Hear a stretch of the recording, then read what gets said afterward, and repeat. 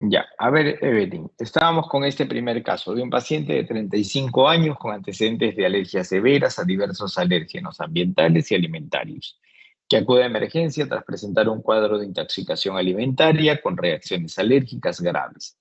A su ingreso, el paciente presenta edema facial, urticaria generalizada y dificultad para respirar, compatibles con una reacción alérgica sistémica. Para el control inmediato de los síntomas se administra dexametasona y clorfenamina por vía intramuscular, logrando una rápida disminución de la inflamación y los síntomas respiratorios. Hasta ahí, ¿qué nos puedes comentar? ¿Cómo fundamentarías el uso desde un punto de vista, primero, farmacocinético, de la vía intramuscular para la administración de dexametasona y clorfenamina? ¿Por qué no se decidió usar una vía oral en este caso? Administración intramusculares, ¿verdad? Ya, ok. Sí, Bueno, también. claro, por lo que es la farmacocinética, podría ser la dexametasona, que se puede administrar por vía intramuscular porque va a permitir una absorción rápida y la acción en la cual es la crisis alérgica, y también tiene una mayor biodisponibilidad en lo que sería la vía intramuscular. Muy bien, muy bien. Efectivamente, ¿no? Primero que por los síntomas que manifiesta el paciente se requiere una acción de una respuesta rápida. Y una Ujú. respuesta rápida nos la otorga la vía parenteral, ¿cierto? En este caso, vía intramuscular. Pudo haber sido una vía intravenosa también por dilución, ¿no? Pero en este caso nos presentan una vía intramuscular de administración. Perfecto. Segundo fundamento, razonamiento farmacodinámico. ¿Por qué dexametasona? ¿Por qué clorfenamina? Dexametasona porque pues, es un glucocorticoide que, bueno, este va a reducir lo que es la inflamación mediante la inhibición de mediadores inflamatorios. Pero si pues, nos ponemos a pensar en el caso que estamos revisando, es un cuadro alérgico. Hay edema, ¿verdad?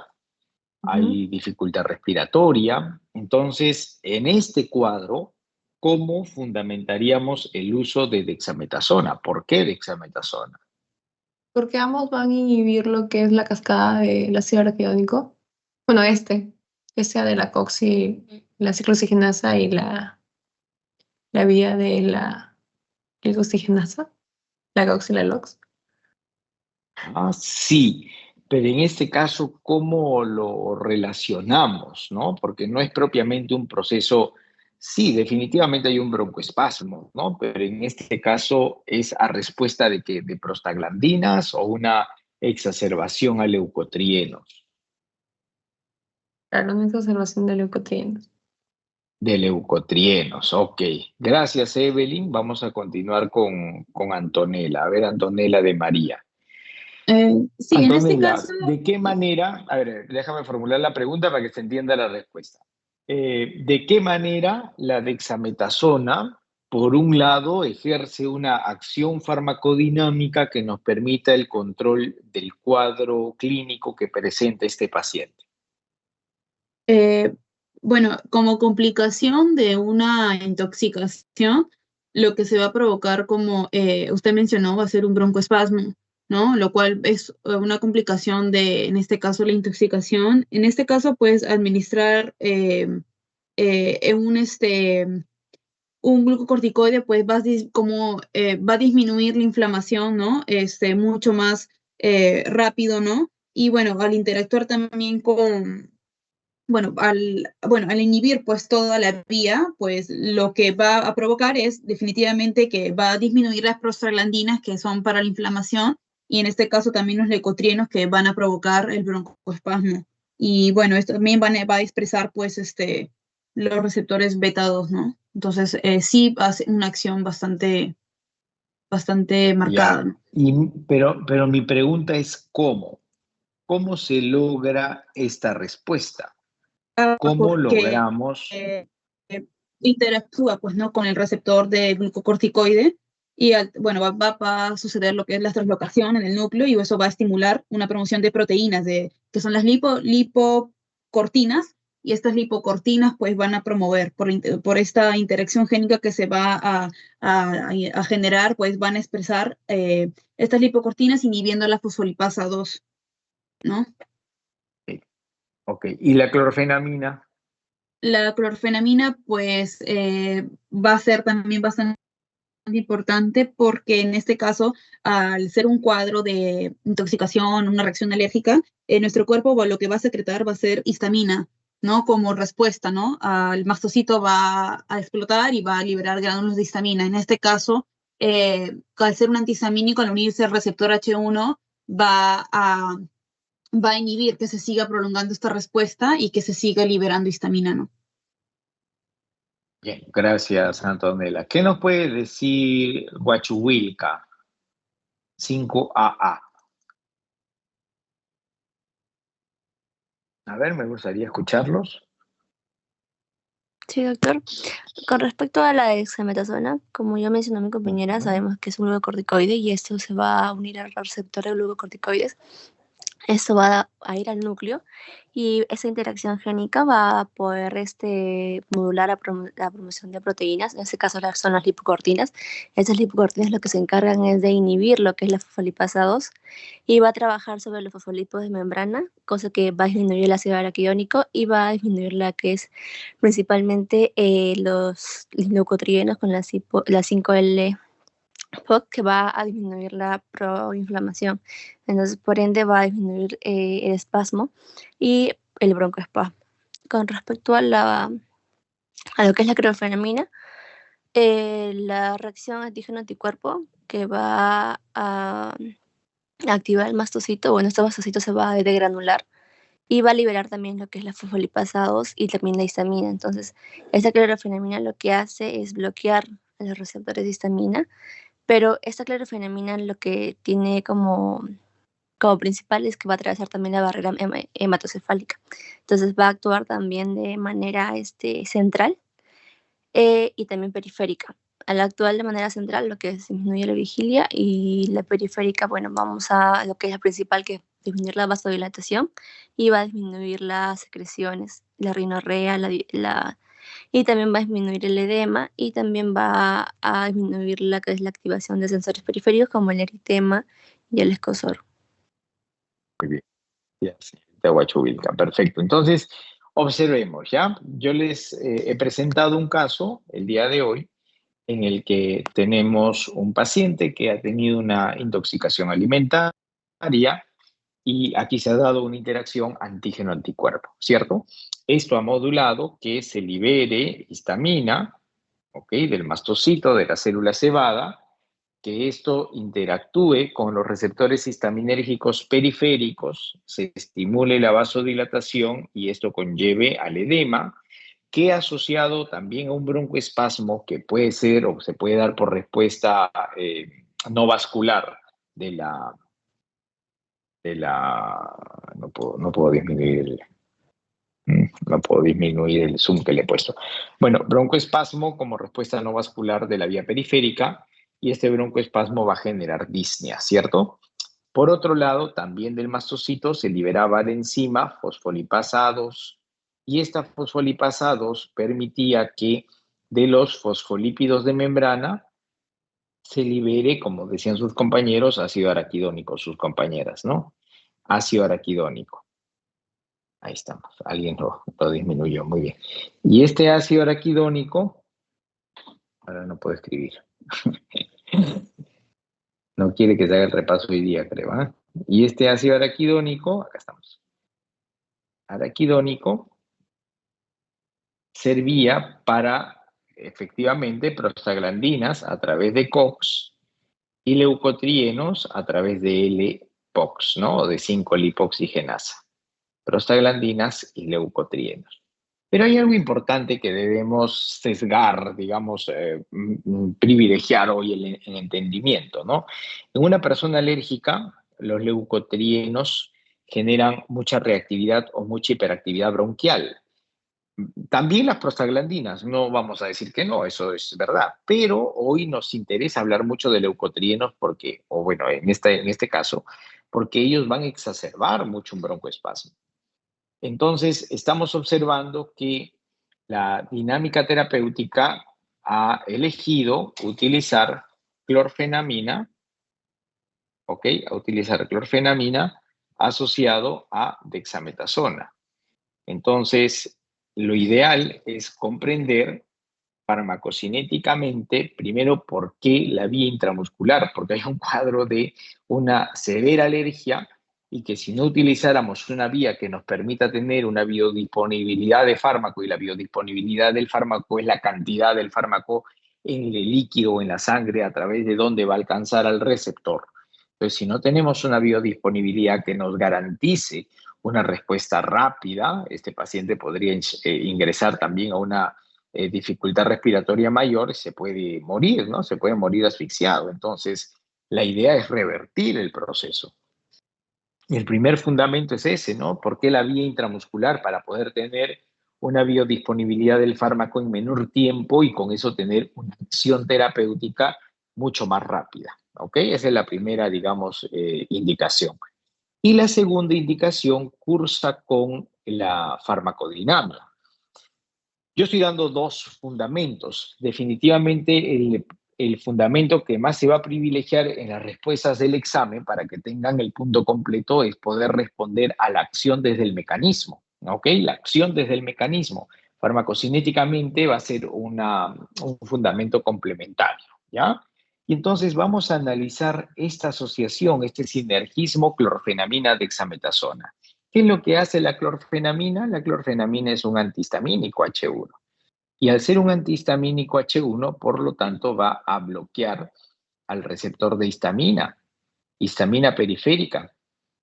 Y al bloqueo de la histamina periférica, vamos a disminuir toda respuesta histaminérgica. Por lo tanto, disminuiremos la vasodilatación, llevando a un control del edema, disminuimos también la respuesta respiratoria, ¿no? Mejorando la disnea. Pero esto en realidad se va a lograr potenciar y tener una respuesta totalmente fortalecida a través de la asociación con dexametasona. ¿Por qué razón? Porque la dexametasona es un glucocorticoide y que habíamos dicho que los glucocorticoides ingresaban, ¿no?, sin dificultad a la célula por su característica apolar, y este ingreso permitía la interacción con el receptor de glucocorticoides. Y esta interacción de glucocorticoides que permitía que el glucocorticoide pueda ir al núcleo, traslocarse al núcleo, interactuar con el DNA, ¿no? Interactuar con el DNA, y esta interacción promovía proteínas como son las lipocortinas, ¿no? Lipocortinas. Y estas lipocortinas van a ser inhibitorias de la 5-lipoxigenasa. Entonces, si me inhiben a la 5-lipoxigenasa, ¿qué vamos a lograr? ¿O qué vamos a inhibir? Vamos a inhibir la construcción de, perdón, discúlpenme, no inhibimos a la 5-lipoxigenasa, me cambié, me salí mucho Halloween, discúlpenme, inhibe a la fosfolipasa 2, ¿no? Las lipocortinas, va más allá, las lipocortinas, uy, no puedo escribir, nadie me corrigió. ¿Están ahí? Hola. Sí, profe. Sí, doctor, estamos Sí, acá. doctor. Sí, doc. Bueno, entonces, discúlpenme, mucha celebración de Halloween, ya no puedo ni escribir. Entonces les decía, ¿no?, que estas lipocortinas inhiben a la fosfolipasa 2. Entonces, si yo inhibo fosfolipasa 2, no expresamos ácido araquidónico, o esto disminuye. Si disminuye el ácido araquidónico, disminuyen prostaglandinas, disminuyen leucotrienos, y eso nos lleva a una disminución también de la hiperactividad bronquial. ¿Ok? Por eso es de que en este primer momento, en este primer criterio médico, se decidió utilizar estos medicamentos, ¿no?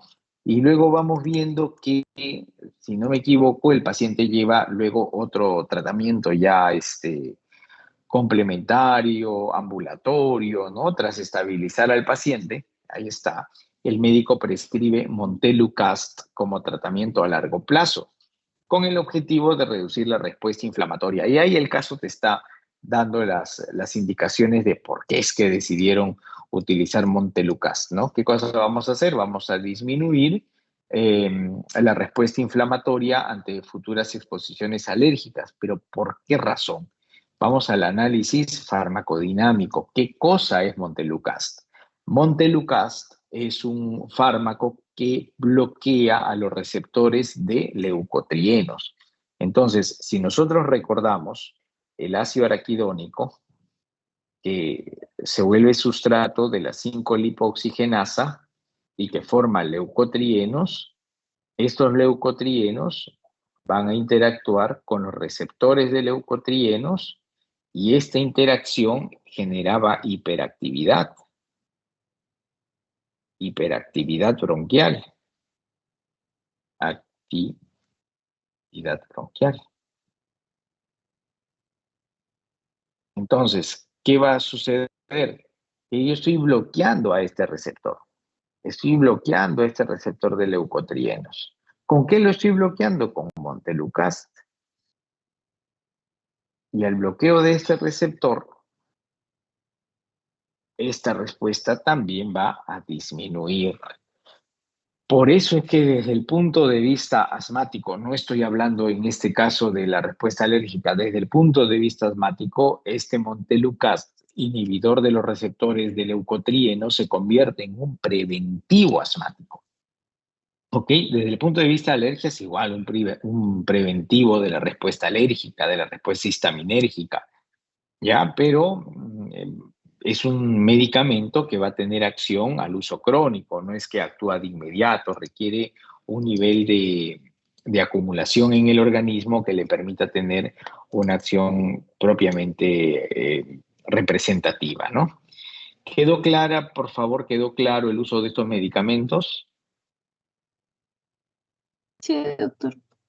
Sí, quedó claro cómo debemos o cómo deberíamos atender en un examen, cómo debemos responder, qué es lo que buscamos. Yo aquí no quiero que me digan si cambian el medicamento o no cambian el medicamento, no, salvo no corresponda, ¿no? Si no corresponde también dirían, no, el medicamento no corresponde. Supongamos que el paciente diga o que el cuadro clínico, que el caso clínico te diga, para el control de la vía de la inflamación respiratoria, el médico decide utilizar ibuprofeno, por ejemplo, ¿no? En ese caso sí tendrían ustedes que poder fundamentar por qué el ibuprofeno no sería una respuesta o un medicamento que responda a una terapéutica asociada a este diagnóstico diferencial del paciente, ¿no? ¿Por qué razón? Porque el ibuprofeno, al ser un AINE, inhibe la ciclooxigenasa y estimularía más producción de leucotrienos. Entonces, de esa manera nosotros podríamos fundamentar cuando el medicamento no es el adecuado, pero siempre un fundamento desde el punto de vista farmacodinámico, fundamentado en el mecanismo de acción, en la diana molecular, si ese medicamento, si ese fármaco activa o bloquea el receptor, pero no solamente basta decir si activa o bloquea, sino cuál es, ¿no? la acción farmacológica, cuál es el cambio fisiológico al que se expone el organismo una vez que generamos una interacción con la diana molecular, con el receptor. No sé si está claro, por favor. En el examen parcial a algunos les vino casos con enalapril, por ejemplo, ¿no? Y colocaban, efectivamente, el enalapril es un inhibidor de la enzima convertidora de angiotensina. Ya, pero ¿y qué más sucede? O sea, ¿qué pasa al inhibir a la enzima convertidora de angiotensina? ¿Cuál es la respuesta celular que se modula? Y recuerden que una respuesta celular, por jerarquía del organismo vivo, algo que nos enseñaron en el colegio, por respuesta celular tenemos respuesta tisular, orgánica, sistémica. Entonces, es importante que nosotros podamos hacer explicar nuestro fundamento o dar nuestro fundamento desde esa articulación de la jerarquización del organismo vivo.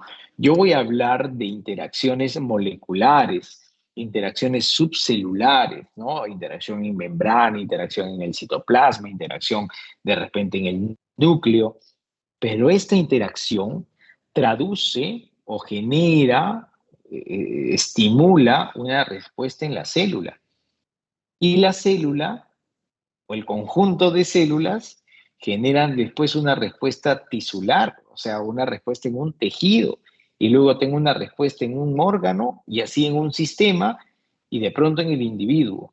Entonces, por ejemplo, si hoy hablamos de omeprazol y describimos que la inhibición es una inhibición irreversible de la bomba de protones, estamos hablando de una interacción sobre una proteína de la membrana de la célula parietal, o sea, hay una interacción subcelular. ¿Por qué subcelular, profesor? Porque estamos interactuando sobre un receptor, sobre una estructura, sobre una proteína. No estamos agarrando a la célula y bloqueando a la célula. No, estamos trabajando sobre una parte de la célula.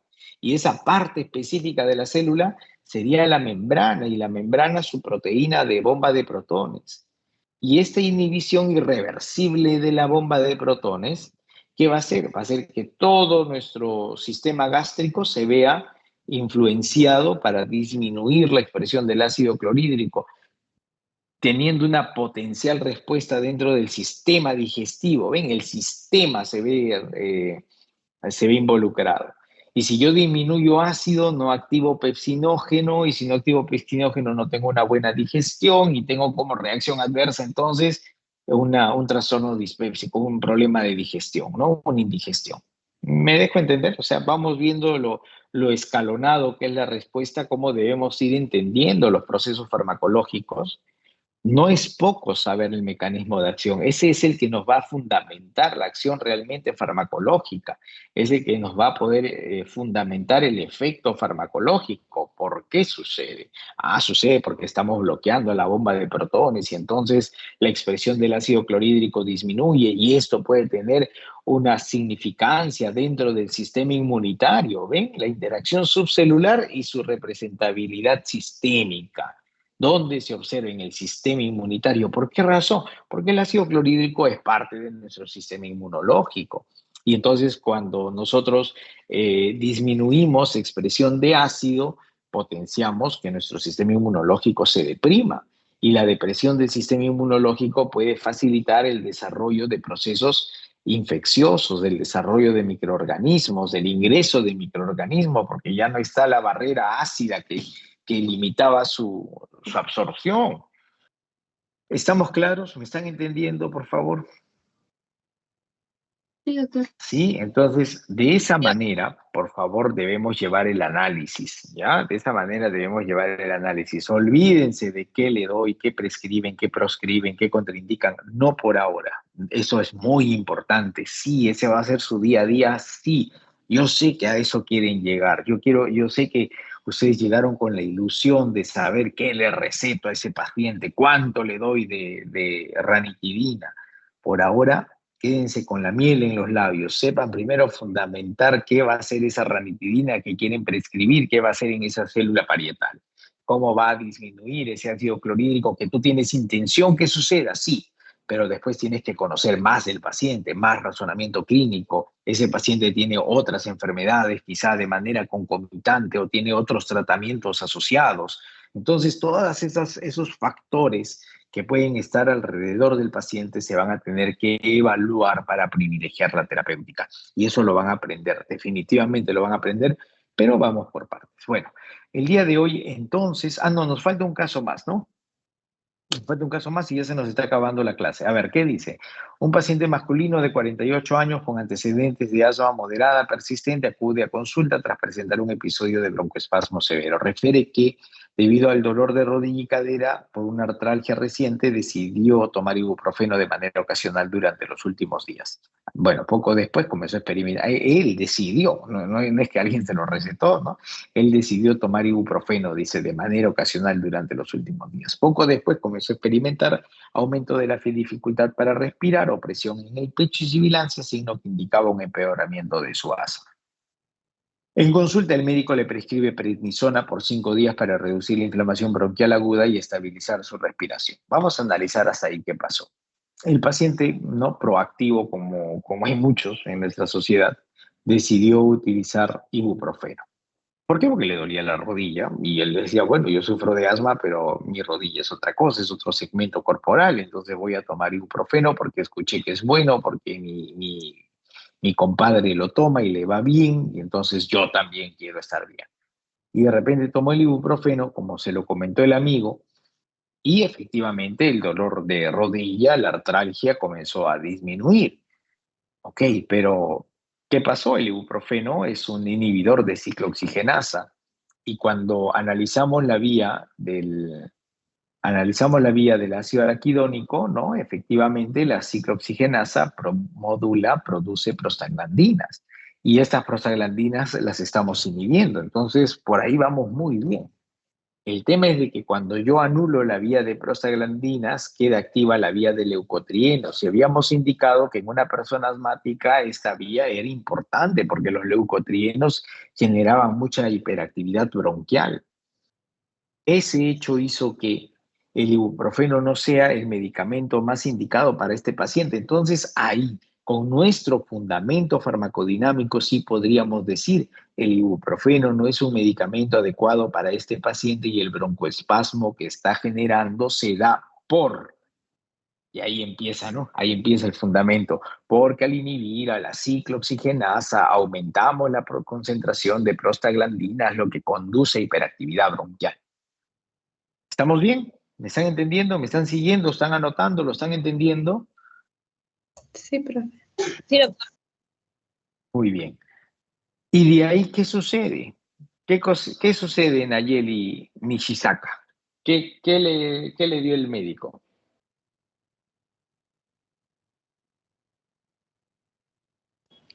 ¿Sigo leyendo? ¿Qué le dio? Coméntame qué le dio después. Prednisona Prednisona. ¿Por cuántos días? por 5 días para reducir la Por inflamación. 5 días. Muy bien. Rengifo Vanessa. Hola Vanessa. Rengifo Choi. Sí, profesor. ¿Cómo estás? Tú eres del 5P. 5P, Sí. del norte. Sí. Ok, Vanessa. Perfecto. Entonces, coméntanos. ¿Qué pasó con qué pasó con la prednisona? ¿Dónde actuó? ¿Qué cosa es la prednisona? Ya bueno, la prednisona es un glucocorticoide. En este caso, ¿Cómo? Muy bien, un glucocorticoide, perfecto. Sí, en este caso es un glucocorticoide y lo que va a hacer pues es actuar a nivel del núcleo. Bueno, va a unir al receptor en este ambiente citoplasmático y va a generar la translocación del núcleo y con ello la generación de proteínas nuevas, como lo son las lipocortinas y también, por otro lado, los receptores beta 2 adrenérgicos. Muy bien, hoy día, perfecto. Hoy sí nos conviene hablar de receptores beta 2 porque queremos modular sí, el broncoespasmo, la broncodilatación, ¿cierto? Entonces, la prednisona, efectivamente, gracias Vanessa, como nos dijo Vanessa, al interactuar con el receptor de glucocorticoide en el citoplasma, porque la prednisona al ser un glucocorticoide va a ingresar fácilmente al citoplasma, interactúa y se hace una translocación al núcleo y promoción de proteínas. Y hemos expresado lipocortinas. Y estas lipocortinas inhiben, ¿no? ¿A quién inhiben? A la fosfolipasa A2. Y la inhibición de fosfolipasa A2 disminuye la expresión no solamente de prostaglandinas, sino de leucotrienos, que eran los potentes mediadores espasmogénicos. Y de ahí, ¿qué más tenía la prescripción? Me parece que luego continuó con formoterol budesonida, fluticasona. Sí, Tobar, ¿con qué continuamos? Con budesonida A ver, y formoterol.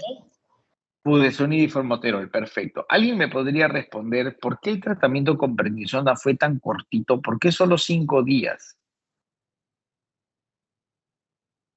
A ver, Vanessa. Rita Vanessa.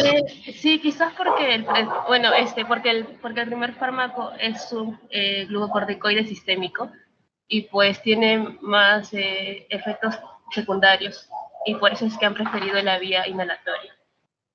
Muy bien, ¿no? Hemos usado, en primer término se ha utilizado En el caso de un glucocorticoide sistémico, ¿por qué? Porque estábamos en un cuadro agudo, ¿cierto?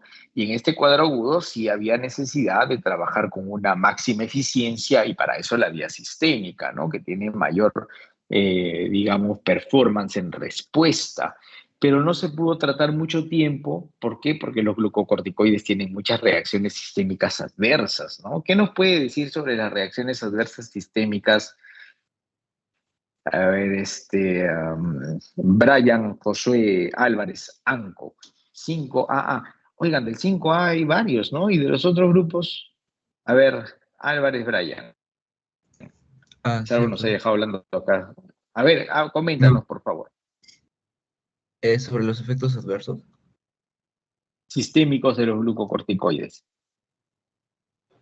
Bueno, al tener un efecto sistémico, va a haber muchos efectos adversos, por decirlo así. Y como el paciente también... no, pensé que... Pero va a haber mayor predisposición de fracturas, básicamente, lo que es osteoporosis, porque se va a ver alterada el metabolismo de la vitamina D, o sea, todo el mecanismo, y por eso se va a ver alterada también el calcio, ¿ya? Entonces va a haber mayor resorción y por ende el hueso va a estar frágil, ¿no? Y entonces se va a destrozar. De ahí, O por el sea, uso que el uso también... de glucocorticoides sistémicos puede modular osteoporosis. Perfecto. Y la osteoporosis, por supuesto, riesgos de fracturas. Vamos bien. Mencionemos, a ver, enumeremos las reacciones adversas. Osteoporosis, ¿qué más? Hiperaldoteronismo. Aumento de peso. Ya, un hiperaldosterismo, síndrome de Cushing, perfecto, aumento de peso, edema, glaucoma, Hipertensión. catarata, Acné, hiperglicemia, hipertensión, acné, ¿verdad? Hiperhirsutismo, estrías violáceas, ¿verdad? Muy dislipidemia. bien. Una dislipidemia, perfecto. Entonces, hiperglicemia. Entonces, todo esto puede tener una consecuencia severa, por eso es que el uso va a ser en corto tiempo y después se continúa, pero vía inhalatoria, ¿no? Y sea vía sistémico o vía inhalatoria, no se olviden que farmacodinámicamente es igual. O sea, igual modularemos lipocortinas, igual modularemos activación de receptores beta 2, pero esta respuesta es mucho más, en el segundo caso, cuando hablamos de vía inhalatoria, mucho más específico por biodisponibilidad, por supuesto, en la vía respiratoria. Entonces tendremos un mejor performance respiratorio, ¿no? Respiratorio, y eso va a modular en el uso prolongado, que va a modular la activación de receptores beta 2. ¿Para qué? Para que sean activados luego por formoterol o salmeterol, no me acuerdo cuál era, que es un agonista beta 2 de acción prolongada. Y entonces esto que condiciona que tengamos una mayor respuesta broncodilatadora por este medicamento. ¿Y por qué el receptor beta 2 podría ser productor? Porque el beta 2 se asocia a una proteína GS y cuando se activa todo el proceso, se activa la vía de la adenilato ciclasa, la transformación del ATP en AMP cíclico, la expresión de proteína sinasa, y como esta es una musculatura lisa, en la musculatura lisa proteína sinasa activa bombas calcio TPasa. ¿Qué son las bombas calcio TPasa? Aquellas bombas que succionan, entre comillas, ¿no? Succionan calcio del citoplasma y lo almacenan en el retículo sarcoplásmico. Por lo tanto, significa que si yo activo el receptor beta 2 en la musculatura lisa bronquial y activo la proteína GS y activo la vía de adenilciclasa y la transformación del ATP en AMP cíclico, la expresión de proteína sinasa, voy a absorber calcio, voy a almacenar calcio lo voy a guardar, y cuando yo guardo calcio, la respuesta de calmodulina no se da. ¿Y qué cosa hace calmodulina en la vía muscular lisa? Contrae, pues, porque produce contracción. Calmodulina, actinamiosina. Entonces, genera contracción. Y si en este caso no hay calcio que active, no se da la contracción. Entonces, nos vamos por la vía de la vía de respuesta antagónica, ¿no? ¿Cuál es la vía de respuesta antagónica? La broncodilatación, entonces. ¿Quedó claro? ¿Alguna pregunta? Bueno, nos estamos quedando solamente en vía respiratoria. Ya, perfecto. Vamos a la vía digestiva. Ya, voy a trabajarlo en la pizarra.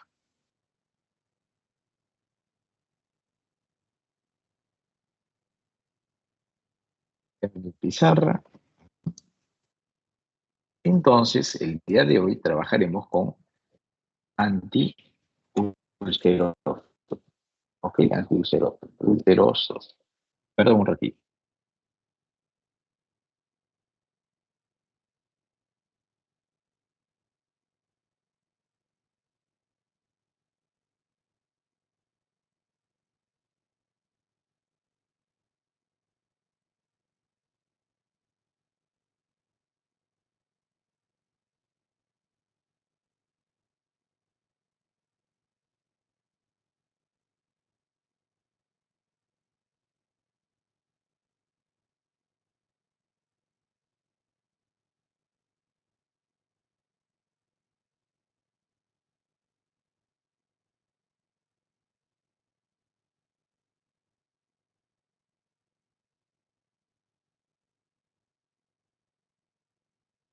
Muy bien, entonces, para hablar de antiulcerosos, lo primero que me gustaría que ustedes tengan en cuenta es que la integridad de la mucosa, eh, la estabilidad, ¿no?, de la mucosa se da cuando hay componentes que llamaremos factores de defensa y otros que serán factores agresivos de la mucosa.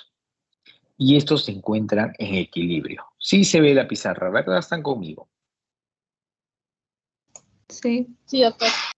aunque acabo de rayar. Y algo se acaba de rayar, no sé por qué pasó. Ay, la pizarra ya no quiere trabajar conmigo. No sé si fui yo.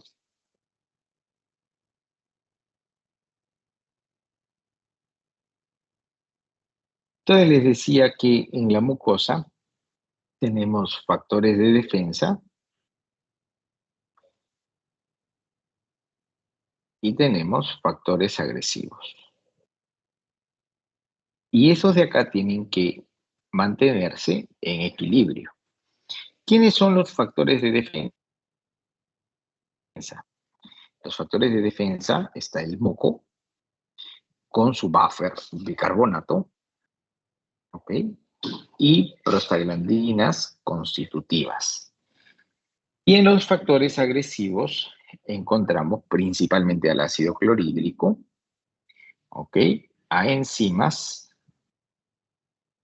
y también a Helicobacter pylori. Helicobacter pylori, ¿ok? Si se vence este equilibrio, ¿ok? Si vencemos el equilibrio, ¿qué puede suceder? Que vamos a ver comprometida la integridad de la mucosa. Voy a tener algún nivel de laceración. ¿Y por qué dañaríamos el equilibrio?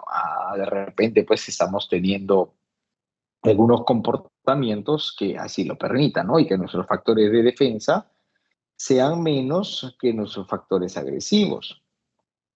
De repente consumo sustancias muy irritantes, de repente me contaminé con Helicobacter pylori, de repente no cumplo con comer a mis horas, y eso me lleva a que yo tenga mayor cantidad de ácido clorhídrico, que fisiopatológicamente yo produzca más ácido clorhídrico de lo que mis componentes neutralizadores como bicarbonato o prostaglandinas puedan sostener.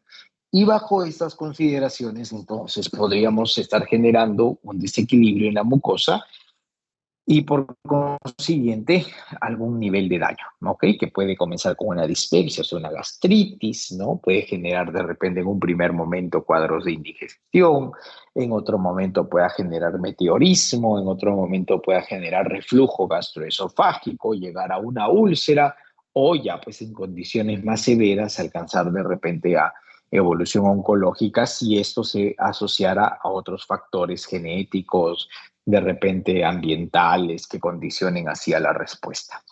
Entonces, para poder entender los fármacos que intervienen en el equilibrio de este proceso, tratando de mantener a los factores de defensa con los factores agresivos en esta dinámica de equilibrio, vamos a recordar un poquito a la célula parietal y vamos a recordar qué receptores se encuentran asociados en la dinámica de producción del ácido. Entonces, ubicándonos en la membrana de la célula parietal, diríamos que tenemos a la acetilcolina, que va a interactuar sobre receptores muscarínicos, que podrían ser M1 o M3, vamos a poner M3 por ejemplo, podríamos, y este receptor no olvidemos que se encuentra asociado a una proteína de tipo GQ, ¿ok? Por otro lado tenemos a las prostaglandinas, que habíamos descrito como prostaglandinas constitutivas, y que deben interactuar sobre receptores de prostaglandinas, ¿no? Y que se encuentra asociado a una proteína del tipo GI. ¿Ok? Todo eso es importante en el nivel de transducción de la señal y la respuesta celular. Por eso es que estoy especificando las proteínas. Por otro lado, tenemos a nuestro receptor de histamina, y que para ser diferenciado del receptor periférico que modula vasodilatación, que modula el broncoespasmo, que modula la respuesta alérgica, a este receptor lo vamos a llamar receptor H2. Pero no es que reciba otro tipo de histamina, sino es la localización y la respuesta, ¿no? Y este receptor lo vamos a asociar a una proteína del tipo GS. Por último, tenemos al receptor de la gastrina, ¿ok? Y que este se recibe con el receptor de gastrina asociada a una proteína del tipo también GQ. Entonces, ¿qué sucede? Vamos a ver qué sucede. Vamos a describir el proceso, vamos a evaluar qué pasa. Cuando la histamina llega sobre el receptor H2 y lo activa, este receptor activa, para la redundancia, a la proteína GS. Y se empieza toda la cascada metabólica de la proteína GS, en donde vemos que se activa también el sistema adenilato ciclasa. ¿Ok? Y el sistema adenilato ciclasa, no se olviden, eso es un proceso de activación, ¿ok? Que es importante que lo tengamos diferenciado. Este sistema adenilato ciclasa va a promover la transformación del ATP en AMP cíclico. O sea, voy a romper ATP. Y esta ruptura de ATP va a modular la transformación de la proteína quinasa de una versión inactiva para que sea proteína quinasa en versión activa. ¿Ok? Proteína quinasa en versión activa. Y esta proteína quinasa en la membrana luminal de la célula parietal va a activar a la bomba de protones. ¿Y qué cosa es la bomba de protones? La bomba de protones es un sistema, ¿no? Bomba de protones, llamado también bomba hidrógeno-potasio ATPasa, es un sistema donde encontramos un cotransportador asociado a un antitransportador. Este es un antitransportador asociado a un cotransportador. Como les indicaba, esta es la bomba de protones, llamada también hidrógeno, potasio, ATPasa. ¿Ok? La bomba hidrógeno, potasio, ATPasa. O bomba de protones. Y esta bomba de protones, cuando se activa por la proteína quinasa A que acabábamos de conversar, inicia el trabajo con el antitransportador. ¿Y qué modula? Modula ingreso de hidrogeniones, ¿okay? Pero como es un antitransportador, debe sacar a otro ion, ¿verdad? Y ese ion va a ser el ion potasio. Tiene que generar intercambio. Eso es lo que hace un antitransportador, genera intercambio de iones. Y este potasio vuelve a ingresar a través de un cotransportador. ¿Ok? Pero recordemos la teoría de los cotransportadores. Los cotransportadores son sistemas proteicos que estimulan el paso de dos o más iones en un mismo sentido. ¿Qué significa? Que si yo ingreso potasio es porque hay otro ion que también tiene que estar ingresando en paralelo, y este va a ser el ion cloruro. Entonces, en ese momento encontramos asociados al hidrogenión y al ion cloruro produciendo, y como es medio acuoso, porque así se movilizan los iones, producen el ácido clorhídrico. ¿Ven? Entonces, qué interesante. Hemos activado la... Vamos a definir. Ok. Hemos activado a la vía de la histamina, ¿no? Al receptor histaminérgico, y como respuesta de esta modulación histaminérgica, hemos activado la vía de la adenilatociclasa, el AMP cíclico por destrucción de ATP, y la activación de la proteinquinasa que nos llevó a la activación de la bomba de protones. Bomba de protones que está generando intercambio entre hidrógeno y potasio, y que este intercambio entre hidrógeno y potasio hará que al ingresar hidrógeno salga potasio y este potasio regrese con el ion cloruro formando en el medio acuoso ácido clorhídrico.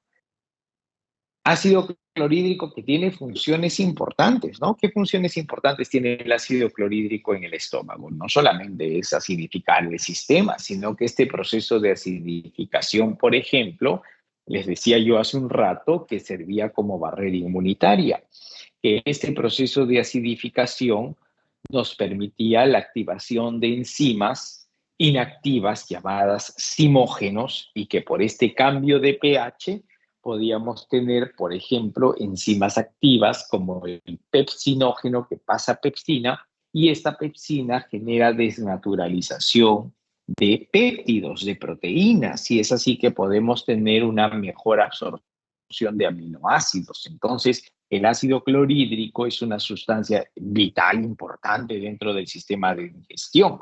No solamente es un factor agresivo, el factor agresivo lo hemos llamado desde el punto de vista de equilibrio de la integridad de la mucosa, pero no significa que no cumplan funciones importantes, funciones que nos permita completar nuestros procesos fisiológicos en el organismo. ¿Estamos claros? ¿Estamos bien? ¿Me están entendiendo?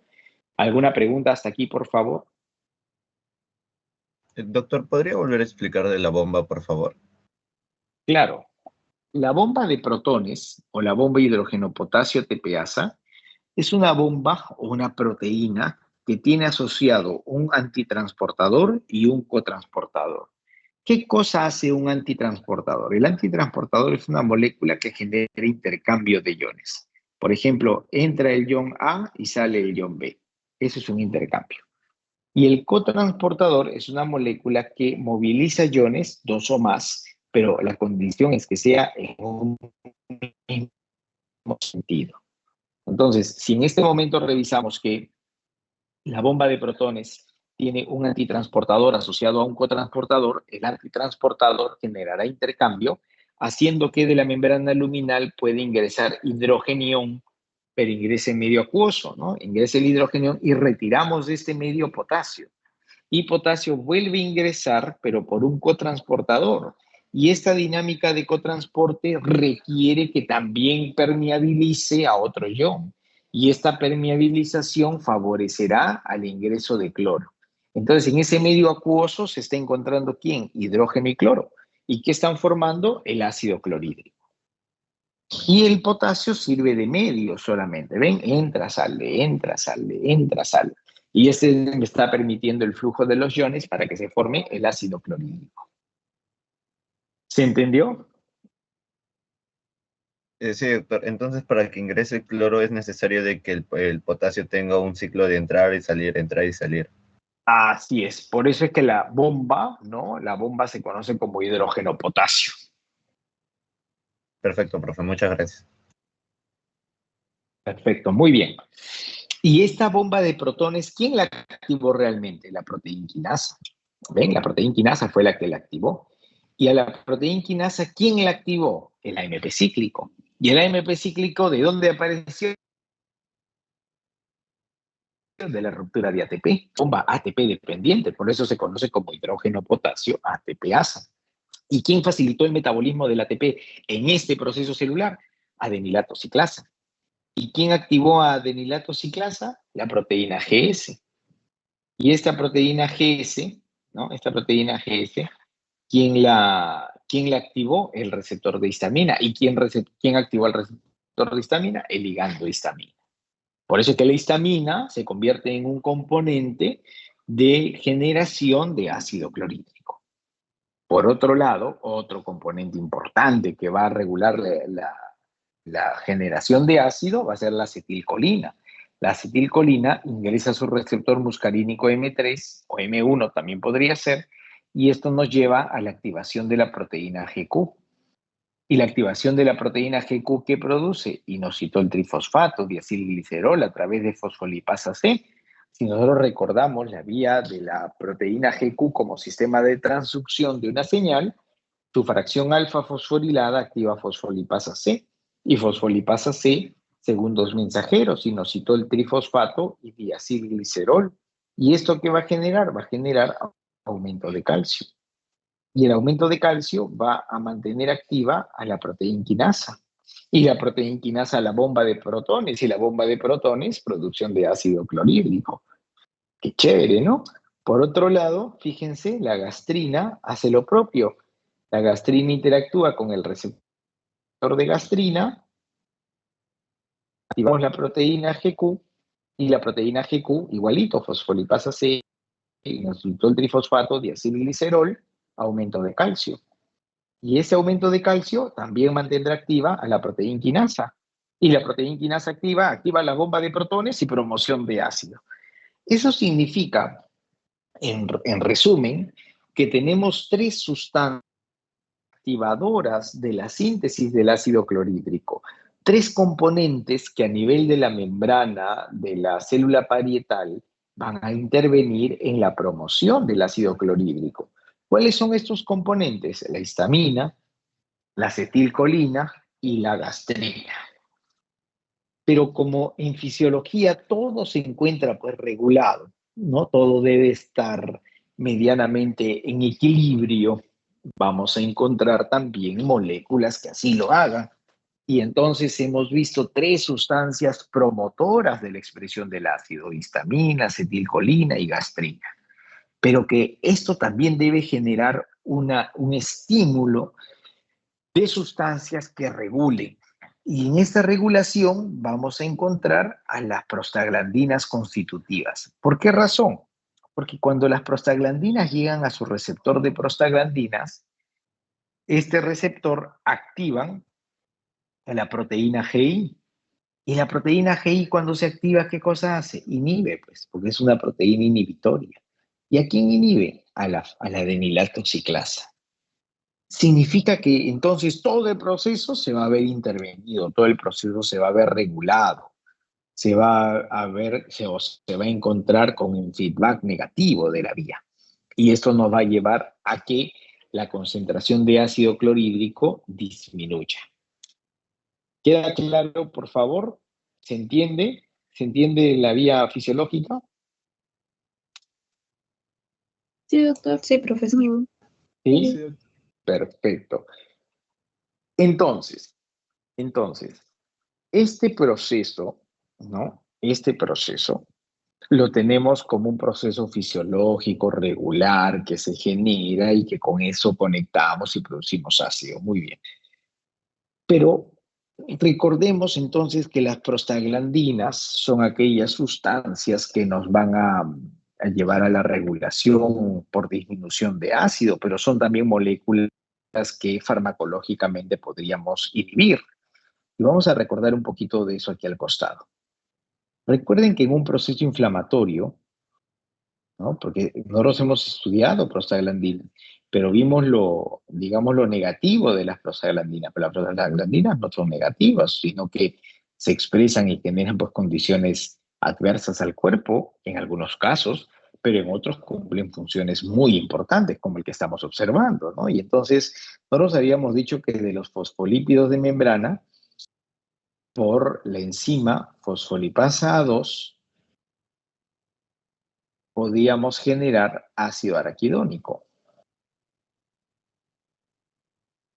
Y que este ácido araquidónico servía de sustrato, y nosotros hablamos de la COX y de la 5-LPOX, pero hoy hablaremos solo de la COX, ¿ya? No es que el otro no suceda, sí sucede, pero ahorita nos interesa hablar de las ciclooxigenasas, que son isoenzimas, o sea, de la COX-1 y de la COX-2. Y entender o recordar que esto promociona prostaglandinas constitutivas y prostaglandinas inducibles. Y estas prostaglandinas inducibles, ok, estas de aquí, ¿en qué respuesta generan? Estas generan vasodilatación, y esta vasodilatación genera inflamación,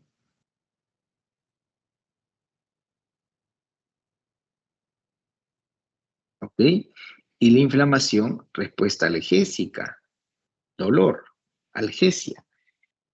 Entonces, cuando nosotros hablamos ahora, vamos por el otro lado, de estas prostaglandinas constitutivas, lo que estamos describiendo es que estas prostaglandinas, ¿qué acción tienen en la célula parietal?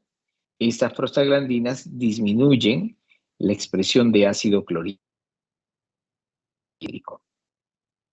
Por lo tanto, cuando nosotros queremos disminuir un estado inflamatorio o algún proceso analgésico, usamos antiinflamatorios no esteroideos, AINES, ibuprofeno, naproxeno, metamizol, ácido acetil salicílico, ketorolaco, ketoprofeno, diclofenaco, aceclofenaco, ácido mefenámico, clonixinato de lisina, piroxicam, meloxicam, cualquiera de estos AINES van a inhibir muy bien por una vía a la COX-2, genial, inhibo a la COX-2, disminuye mis prostaglandinas inducibles, disminuye vasodilatación, disminuye el proceso inflamatorio, disminuye el dolor.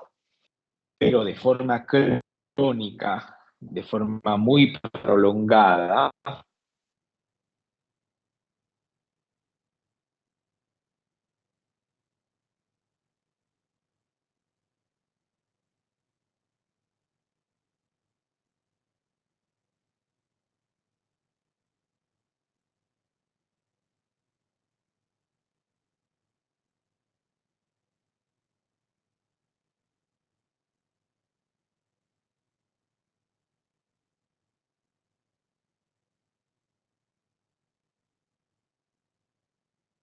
El doctor se salió, disculpen. Parece que sí. Sí, creo que tuvo problemas con su internet.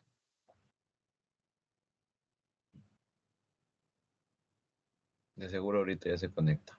A esperar.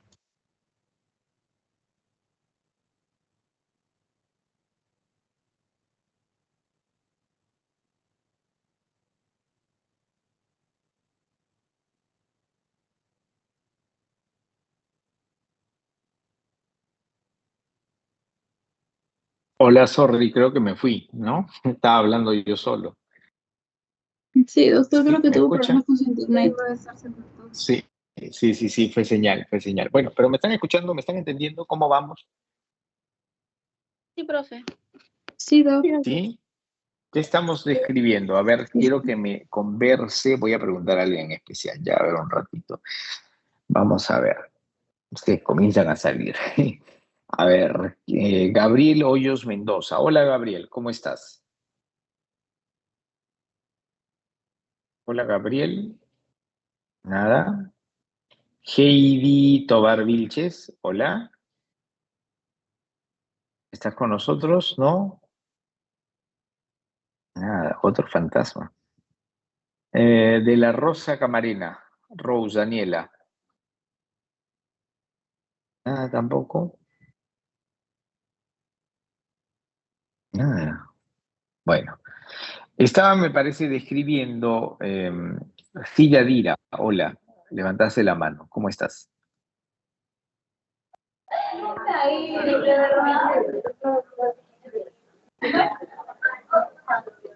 Hola. Se desanimó. Ya. Bueno, entonces estábamos hablando de el proceso inflamatorio, ¿no? Voy a la pizarra, a ver. Estábamos hablando del proceso inflamatorio y estábamos hablando de la respuesta analgésica, ya me acordé. de la respuesta algésica y que los AINES bloqueaban a las ciclooxigenasas, ¿no? Y les decía, cuando eso se toma de forma crónica, se toma por un tiempo muy prolongado, en altas dosis, estos fármacos pueden llegar a ser gastrolesivos. ¿Y por qué son gastrolesivos? Porque la inhibición es no selectiva sobre COX-2, pero también sobre COX-1. Entonces, cuando yo inhibo COX-1, cuando bloqueamos la COX-1, nuestras prostaglandinas constitutivas disminuyen y esto nos va a llevar a un aumento del ácido clorhídrico.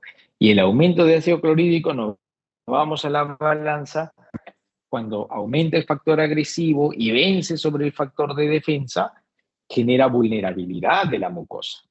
¿Ven? Potencialmente va a generar un daño a nivel de la mucosa. Entonces, los AINES, ¿no? Los AINES potencialmente son fármacos gastrolesivos. ¿Por qué digo potencialmente? Porque si yo utilizo los AINES de forma correcta, en dosis correctas, por el tiempo necesario, ¿no? Justo y necesario, no tiene por qué llegar a niveles de gastrolesión. En algunos pacientes sí pueden presentar hipersecreción, pueden generar una molestia rápida desde el punto de vista gastrointestinal, entonces o se disminuye la dosis o se suspende o se cambia la vía de repente a una administración local, tópica, ¿no? Bueno, se puede manejar farmacocinéticamente. Pero en una persona que comienza a utilizar AINES de forma indiscriminada, en altas dosis, vamos a ver que no se va a poder regular esta expresión del ácido, no vamos a poder bloquear la expresión del ácido clorhídrico y esto sí puede condicionar una respuesta gastrolesiva. ¿Quedó claro, por favor? Sí, profe. Doctor. Sí, muy bien, muy bien. Entonces, me pareció escuchar la voz de Juan Francisco Jara.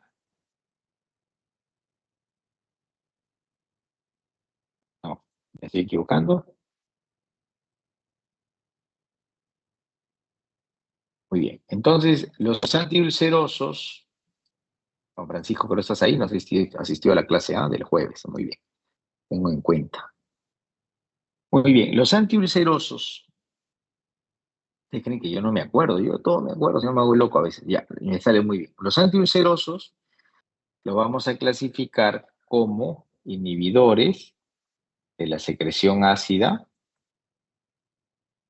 ¿ok? Y este grupo, se ve lo que estoy tipeando, ¿verdad? Inhibidores de la secreción ácida. Y ya, perfecto. Y estos a su vez se clasifican en 3 grupos dependiendo de su mecanismo de acción. ¿Ok? Tenemos los antihistamínicos H2. ¿Ok? Tenemos a los inhibidores de la bomba de protones, que son los más efectivos, sí, de la bomba de protones. ¿Ok? Y tenemos a los anticolinérgicos, que en realidad no se usan mucho por sus eventos colaterales, pero vamos a ponerlos, anticolinérgicos. ¿Ya? Luego tenemos un segundo grupo, que van a ser los neutralizantes del ácido, ¿ya? Y luego tendremos otro grupo, que van a ser protectores de la mucosa, ¿ok? Para finalmente hablar del último grupo, que van a ser los que trabajan en la erradicación de Helicobacter pylori. Para escribir bien el nombre de la cepa. Si lo veo algún microbiólogo me dice, profesor, lo he escrito mal. Para escribir bien, Helicobacter pylori. Porque saben que el nombre de una cepa, de una especie, por nomenclatura binaria, se tiene que escribir, ¿no? O en cursiva o subrayado, pero como no sé acá subrayar, lo vamos a dejar en A ver, ahí, para diferenciar, ¿ya? Muy bien, entonces tenemos los inhibidores, vamos a ir grupo por grupo, inhibidores de la secreción de ácido. ¿Primer grupo cuál es? Antihistamínicos H2. Antihistamínicos H2. Bien, ahí vamos a actuar entonces. Vamos aquí a la fisiopato, borramos la flecha que va de histamina y bloqueamos al receptor. ¿Sí? Estamos bloqueando el receptor de la histamina H2. Aquí trabaja. Aquí trabaja, por ejemplo, la ranitidina. ¿Ok? Que es un antihistamínico H2. No es el único, ¿ah? Tenemos la ranitidina, la cimetidina. Vamos a tipearlos, ¿ya? Vamos a tipearlos acá al costado de la ranitidina. Aquí está la ranitidina.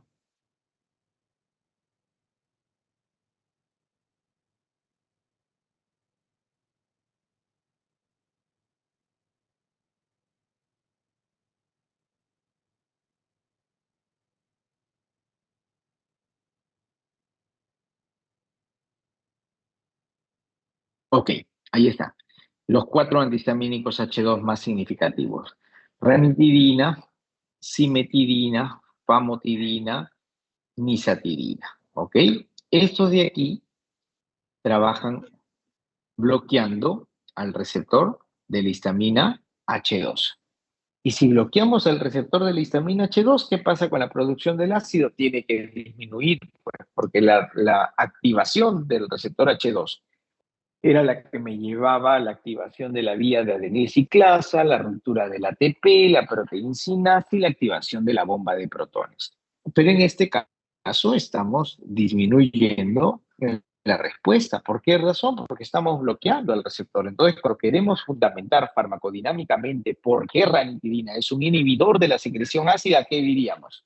La ranitidina es un fármaco que bloquea al receptor de histamina H2 en la célula parietal, lo que genera disminución de la expresión del ácido clorhídrico. ¿Se entiende por qué? Sí, doctor. ¿Alguna pregunta? Doctor, ¿Alguna, ¿Puede sí? ¿Alguna repetir? pregunta? No. Claro que sí.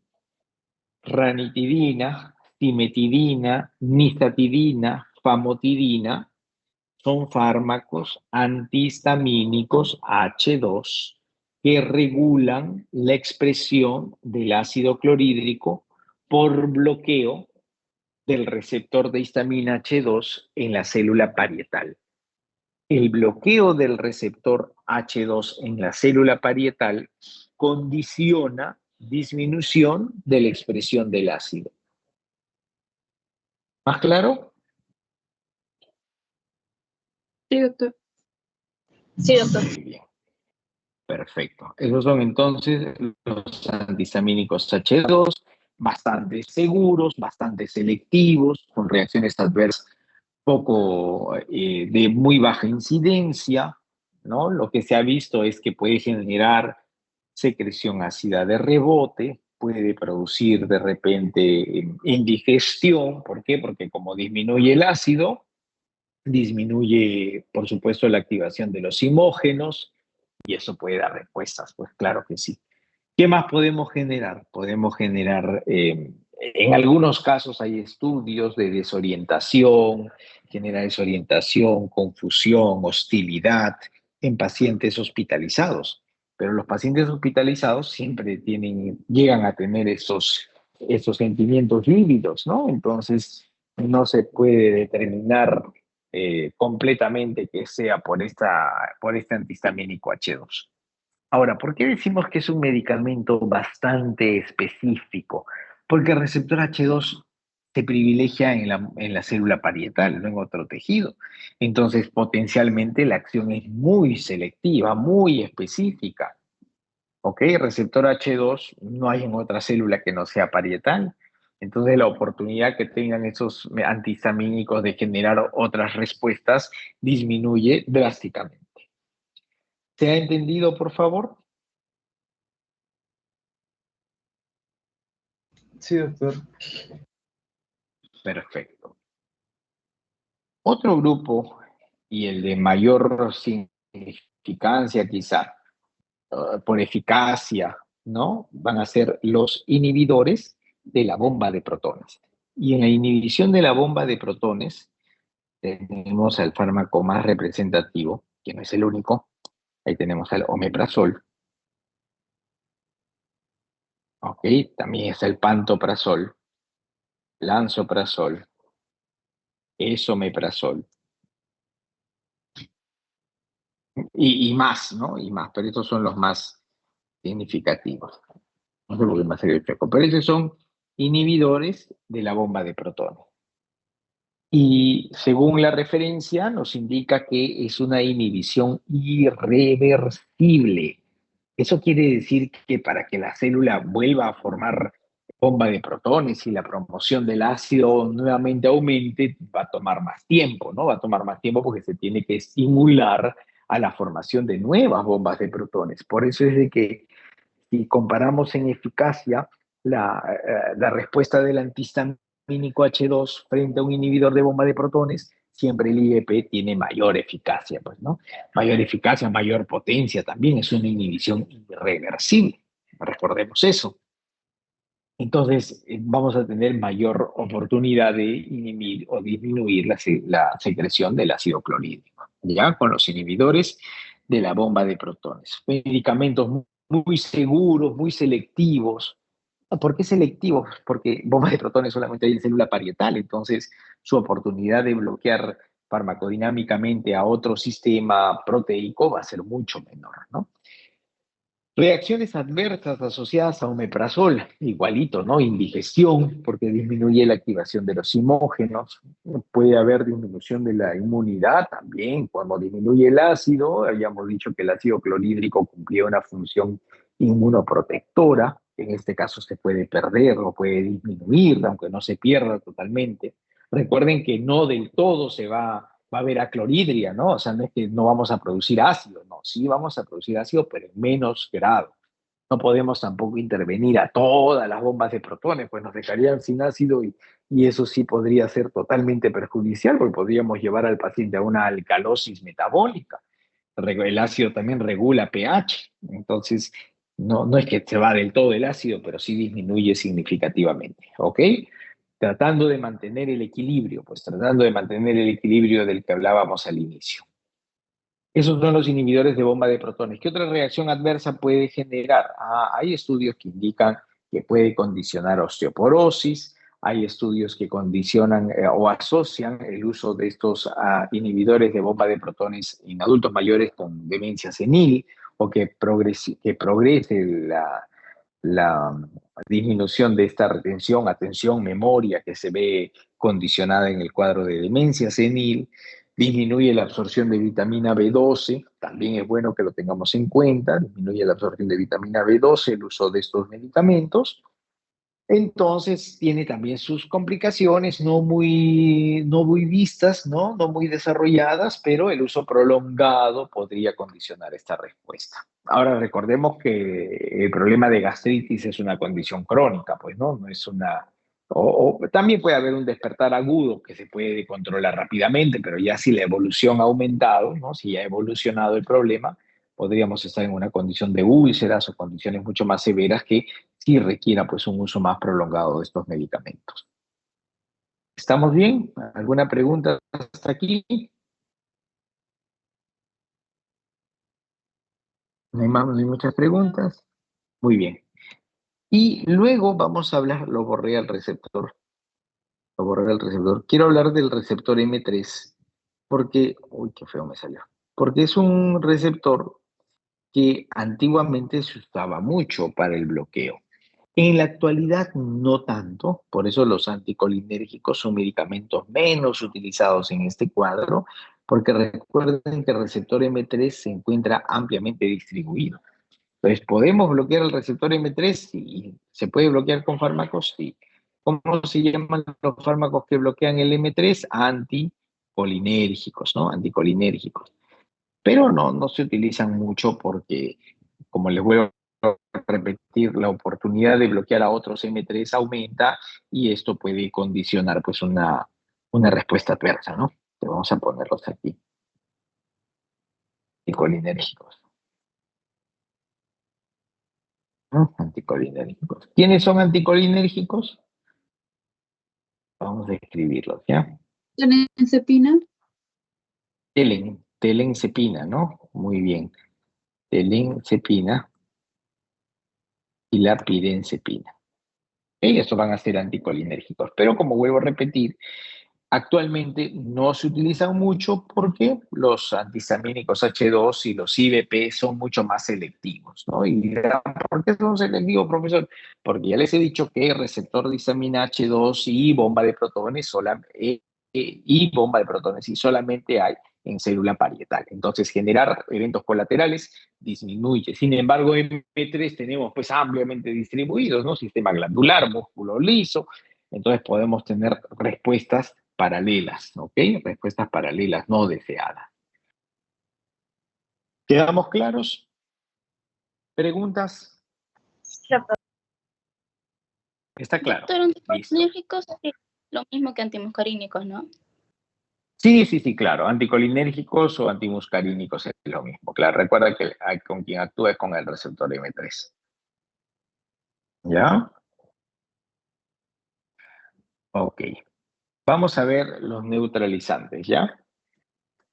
Los neutralizantes, esos serían los, perdón, nos dije, hasta aquí serían los inhibidores de la secreción ácida. Tenemos el receptor de gastrina por si a alguien le diera curiosidad, ¿no? Podríamos bloquear el receptor de gastrina. Sí, hay fármacos también, pero no han tenido significancia clínica, o sea, no se ha evidenciado que realmente tengan una respuesta significativa. No se utilizan. ¿Pero qué fármacos son? Porque quiero saber. Proglumida y benzotrip. ¿Ok? ¿Lo puede escribir, profesor? Sí, lo puedo escribir. Vamos a hacer los sacachitos nomás, porque como les digo, no se utilizan, no necesitan. Si lo quieren aprender, aprendan, pues, ¿no? Pero proglumida, benzotrip. Y usted para qué lo sabe, para justamente decir que no se usan. Por eso lo sé, ¿ya? Para decirles que no se lo aprendan. Que más importantes son los antihistamínicos H2 y los inhibidores de bomba de protones. ¿Ya? Pero ahí lo tienen por si quieren saber un poco más. Muy bien, todos ellos serían fármacos inhibidores de la secreción ácida. Luego tenemos los fármacos neutralizantes. Y los fármacos neutralizantes tenemos, por ejemplo, Profesor, al... Sí, disculpe una duda. De todos los inhibidores de bomba de protones, ¿cuál de todos es el que tiene menos problemas o formas menos graves? O sea, que podría recomendarse, ¿no? En una consulta. a ver, el omeprazol es bastante generoso, ¿no? Más que por el evento adverso, porque los eventos adversos son un poco significativos, como vuelvo a repetir.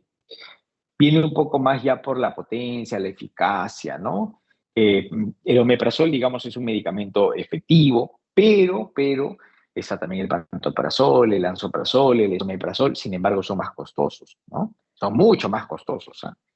Entonces, todo eso tiene que medirse también a la hora de la prescripción, ¿ya? Pero si el paciente no ha tenido una respuesta efectiva, satisfactoria con omeprazol o la situación sigue muy fuerte, se utiliza pantoprazol, esomeprazol, pero como vuelvo a repetir, no tanto por la seguridad de los fármacos, porque en sí todo el grupo es seguro, sino por el nivel ya de eficacia.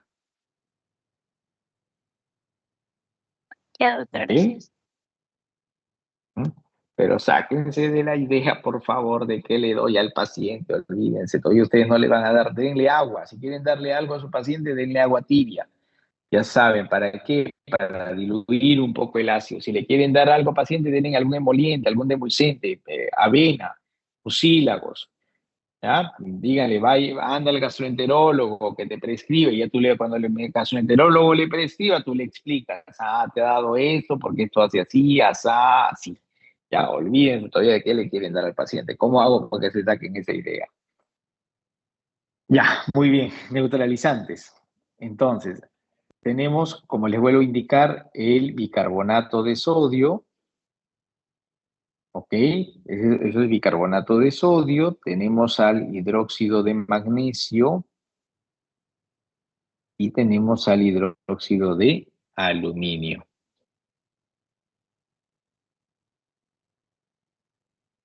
¿Ok? Hidróxido de magnesio e hidróxido de aluminio. A estos dos, ¿están mis alumnos del 5P de Cono Norte? Hola, hola. ¿Hay alguien del 5P?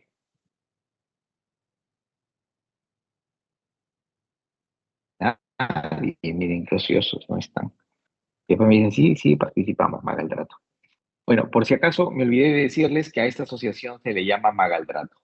Solamente a ellos, porque después ya me acordé y les dije a todos los otros grupos. Magaldrato, no se olviden, ¿ya? Magaldrato. ¿Qué cosa es magaldrato? Hidróxido de aluminio con hidróxido de magnesio. No se olviden, ¿ah? Porque a veces preguntan por magaldrato y van a decir, profesor, pero usted nunca nos habló del magaldrato. Pero hablé de la asociación hidróxido de aluminio-magnesio. ¿Por qué siempre van juntos? Porque uno produce diarreas y el otro constipación, entonces, o estreñimiento, entonces se autoanulan, ¿no?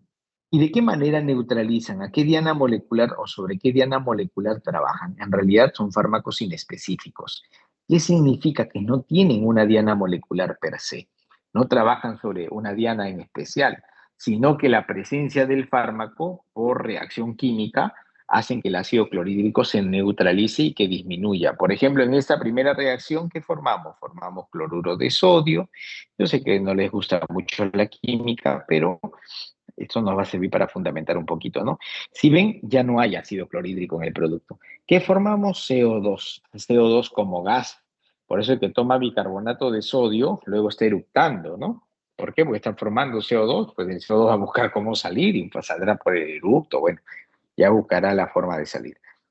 Pero lo importante aquí es observar que ya no hay que, ya no hay ácido clorhídrico, ¿no? Ya no, pues ya se ha neutralizado, ¿ok? Se ha neutralizado. ¿Me están entendiendo, chicos? Sí, doctor. Sí, doctor. Muy bien. Por otro lado, cuando se utiliza magaldrato, el hidróxido de magnesio reacciona con el ácido clorhídrico y forma cloruro de magnesio más agua. Y en el caso del aluminio, formamos cloruro de aluminio más agua. ¿Ok? Y estas sustancias, igual, ¿qué? Ya no vemos ácido clorhídrico, ¿no? Ya se ha neutralizado. Ujú. Sí. Hola, hay una pregunta. Doctor, disculpe, una consulta. ¿A qué lo llama Sí, usted magaldrato? Me perdí en esa parte, doctor. ¿A qué se llama ya. magaldrato específicamente? Un ratito que algo he hecho y no sé cómo. Ya, ok. Magaldrato es la presentación de asociación de hidróxido de aluminio y magnesio. A eso se le llama magaldrato. O sea, podemos llamarlo magaldrato, como podríamos decir hidróxido de aluminio e hidróxido de magnesio. Ah, ¿Ok? ya, doctor. Es la suma de ambos para potenciar la acción. Ajá, siempre vienen juntos, siempre vienen asociados. Les decía porque también se neutralizan entre ellos, ¿no? ¿Por qué? Porque el hidróxido de magnesio es laxante, produce diarrea. La leche magnesia, pues, ¿no? Y el hidróxido de aluminio más bien es constipador. Las sales de aluminio constipan, entonces estriñen. Entonces evitan que se desate una diarrea y solamente se trabaje sobre el medio ácido del estómago. Está bien, doctor. Muchas gracias. Muy bien, esos son fármacos neutralizantes entonces, ¿ya? Son los fármacos neutralizantes del medio ácido. Luego teníamos protectores de la mucosa. En los protectores de la mucosa,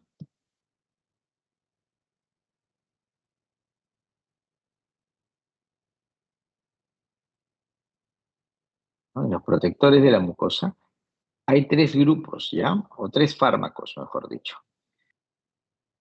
Voy a hablar después de ellos. A ver, vamos a hablar de ellos. Tenemos aquí las sales de bismuto, como el subsalicilato de bismuto.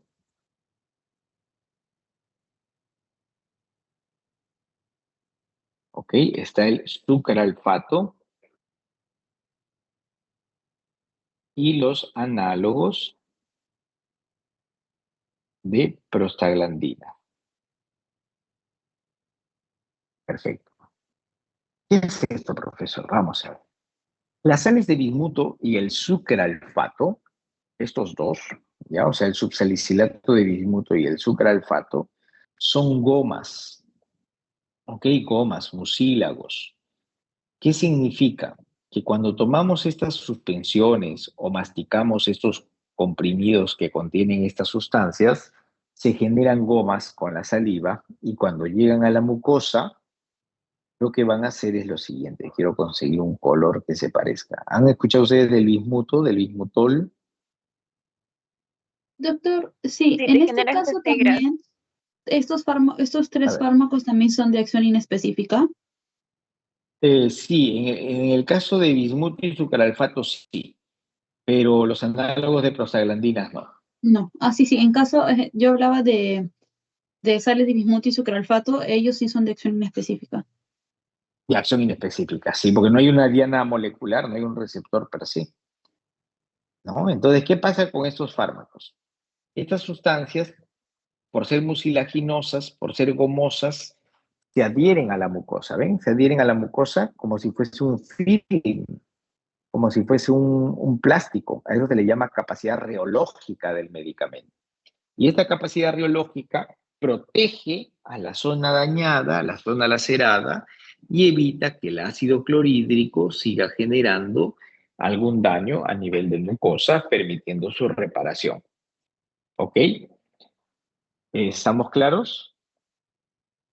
¿Me van entendiendo? ¿Lo puede volver a repetir esa parte, por favor? Claro. Cuando nosotros hablamos de sales de bismuto y sucralfato, nos estamos refiriendo a compuestos mucilaginosos que al ser administrados se van a adherir a la mucosa, que tienen una actividad reológica. ¿Ok? Perdón, un minuto.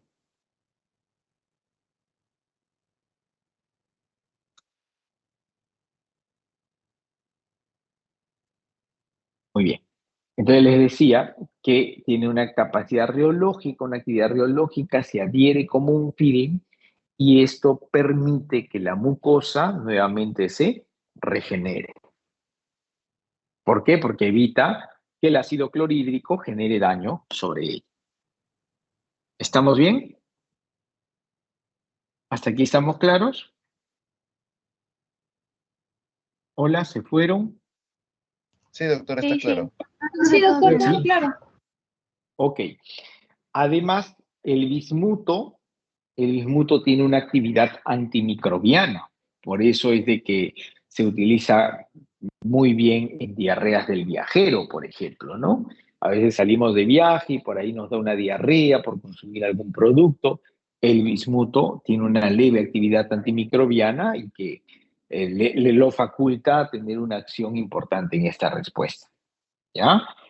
En el caso de bismuto, también es importante que se tenga en cuenta que la administración de bismuto hace que estas sustancias se oxide en el tránsito digestivo y cambie de color a las heces, ¿no? Entonces, cuando las personas utilizan bismuto y luego defecan, ¿no? Estas heces salen oscurecidas, parduzcas, de un color negro, ¿no? Muy, muy oscuras. Es importante que el paciente conozca de esto porque, ¿y por qué se da? Porque nosotros estamos en el nivel de reconocer por qué se da eso. Y eso es por una oxidación del propio producto, ¿ok? El propio producto en el medio aeróbico en el que se encuentra comienza a oxidarse y cambiar de color. ¿Ya? Entonces, la lengua también muchas veces se oscurece cuando se toma bismuto y claro, el bismuto se queda ahí, la persona no se enjuaga la boca, la lengua tiende a cambiar de color, pero luego que se deja el tratamiento eso pasa, no hay mayor complicación por eso. En el caso de sucralfato, sucralfato de repente sea más eficiente en el tratamiento, más eficaz. ¿Por qué razón? Porque el sucralfato, además de adherirse a la mucosa como esta goma, este mucílago que estábamos comentando, aumenta la expresión del moco. Y recuerden que el moco que contiene tiene bicarbonato, que es el buffer neutralizador, y tiene prostaglandinas. Entonces, entre el uso de bismuto y sucralfato, mayor eficiencia tendría el sucralfato por el estímulo en célula parietal de la expresión de moco. Pero también es más caro, ¿no? Entonces, por ahí viene el antagonismo ¿no? O, digamos, la observación de sucralfato. Y por último, los análogos de prostaglandinas, en donde encontramos a misoprostol.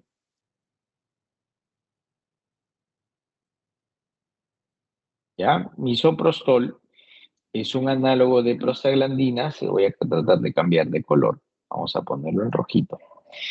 ¿Ya? ¿Por qué? Porque misoprostol se utiliza, o en realidad no es que se utilice realmente, o por lo menos ampliamente en esta condición, sino que el misoprostol fue diseñado para el control de la hiperacidez por AINES, ¿no? ¿Por qué razón? Porque el misoprostol es un análogo de prostaglandinas. Entonces, al ser un análogo de prostaglandinas, tiene estructura de prostaglandinas, y al tener estructura de prostaglandinas puede generar activación de su receptor, activación de la proteína GI y la respuesta inhibitoria de toda la vía del sistema de ciclasa y la activación o bloqueo de la activación de la bomba de protones, por lo tanto, disminución de la expresión del ácido. Por eso es de que es importante el misoprostol dentro del estudio de los fármacos en la vía digestiva. Sin embargo, no se encontró que al ser un análogo de prostaglandinas también iba a generar eventos colaterales como dolor muscular, ¿verdad? Fiebre, diarreas. Por ser una prostaglandina va a actuar tal cual. Recuerden que las prostaglandinas son mediadores espasmogénicos. Y en la musculatura lisa uterina va a generar contracción uterina, borramiento del cuello cervical, ¿no? del cervix, hay maduración del cuello del útero y dilatación del cuello del útero. Entonces, es un medicamento que se utiliza en ginecobstetricia bajo esta regulación, ¿no? de maduración del cuello uterino para el estímulo del parto cuando el proceso, cuando el estado de gestación está a término. Pero cuando no se está a término, eso es un aborto, ¿verdad? Y eso en nuestro país, claro, está penado, ¿no? Está penado, está regulado, eh, es un acto delictivo cuando es promovido, ¿no? Cuando es digamos, un aborto no terapéutico. También hay el aborto terapéutico, por supuesto, pero eso ya es otro cantar, pues otra condición, ¿no? Sin embargo, el aborto clandestino o por lo menos no legal, ¿no? Que no sea un aborto terapéutico, sino por decisión propia, eso es una actividad penada y que va contra éticas morales, religiosas, sociales, etcétera, ¿no? Pero no es nuestro curso no es ni de ética, ni de religión, ni de legislación, solamente tenemos que hablar de la acción farmacológica. Entonces, como vuelvo a indicarles, al ser un análogo de prostaglandinas, cuando se utiliza durante la gestación, lo que hace es promover, ¿no? la contracción uterina. Eso se llama respuesta oxitóxica, ¿ya? Oxitóxica. Hay promoción del tono uterino y desprendimiento del producto. Que si es a término parto, si no es a término aborto. Peligroso, muy peligroso si se utiliza de mala manera, ¿no? Si no se sabe utilizar este tratamiento médico, si no se conoce de los riesgos que pueden considerar, de los riesgos que se pueden, a los riesgos que se pueden exponer, hemorragias que pueden condicionar shock hipovolémico, shock cardiogénico, muerte de la paciente, como se da muchas veces, ¿no? O se pueden meter también a problemas legales, ¿no? Cuando llegan al hospital, a veces las chicas con rezos de misoprostol en el canal vaginal, eso condiciona de frente a una acusación fiscal, ¿no? El médico tiene la obligación de dar parte a la policía de lo que está encontrando, ¿no? Y luego de la atención, porque sí en el hospital los tienen que atender cuando hay un inicio de aborto, un aborto incompleto, tienen que ser atendidas, después viene toda la parte legal que se activa, ¿no? Entonces es una condición ahí media complicada frente a decisiones que puedan tomar a veces para bien o para mal. ¿Ya? ¿Está claro cómo actúa misoprostol en la regulación del ácido? Sí, doctor. ¿Alguna pregunta? ¿Sí? ¿Alguna pregunta? Ninguna. Y para hablar, bueno, Doctor, de los embarazos no deseados, esta clase viene de anticonceptivos, ¿no? Sí, sí, hola. doctor, en el músculo liso tenido también actúa a través de proteína GI. No GS ahí, ¿no? Estimulantes, contracciones. Ok, doctor, gracias. Muy bien, Doctor, disculpe, ¿el sucralfato qué es lo que dijo perfecto. del sucralfato? El sucralfato es un protector de la mucosa. Tiene actividad reológica y que se adhiere a la zona lacerada de la mucosa, ¿no? Esto genera protección y además sucralfato estimulaba la síntesis de moco y prostaglandinas. Entonces mejora la respuesta. Doctor, sobre lo que es el Sí, subsalicilato, ¿no podría confundirse con, o sea, como su RAM, con melena, por ejemplo? Como dijo que las heces salen negras. sí, claro. Sí, pues sí, parto buscar, ¿no? Sí, por supuesto, por eso siempre se tiene que informar al paciente, ¿no? Se tiene que indicarle por si acaso usted va a defecar posteriormente de un color oscuro. Y ya si hay mucha duda de las heces, tiene que hacerse un test, ¿no? De heces ocultas, con la prueba de TB, ¿no? Para poder ver si es que hay o no hay heces, perdón, hay o no hay sangre, ¿no? Pero por lo general, si está tomando bismuto, lo más seguro es que sea por bismuto, ¿no? Si es que antes del bismuto no ha habido heces oscurecidas. Pero, como tú dices, puede generar confusión, puede generar miedo, zozobra en el paciente. ¿Ok? Sí, doctor, gracias. Muy bien. ¿Alguna otra pregunta? Doctor, ¿podría volver a repetir, por favor, de los análogos de prostaglandinas? No me quedó claro. Claro que sí. Mira, en un inicio habíamos dicho que las prostaglandinas, voy a esquematizarlo, ¿ya? Las prostaglandinas, ¿no? Habíamos dicho que interactuaban con su receptor, que se llama receptor de prostaglandinas. Y que este receptor de prostaglandinas se encontraba asociado a una proteína G inhibitoria. Por lo tanto, cuando la prostaglandina llega al receptor, activa el receptor y se activa la proteína GI, esto inhibe a la adenilatociclasa. Y si se inhibe la adenilatociclasa, por consecuencia, pues se está moviendo solo. Hoy día hay fantasmas, creo acá. Se bloqueó.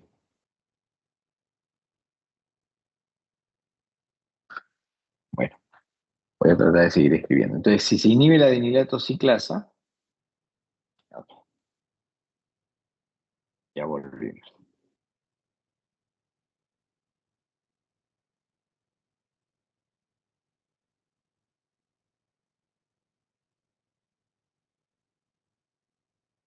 Si se inhibe la adenilatociclasa, indirectamente se inhibe la bomba de protones. Porque la bomba de protones se activaba por la activación de la vía de adenilciclasa. Y si se inhibe la bomba de protones, disminuyen la expresión de ácido clorhídrico.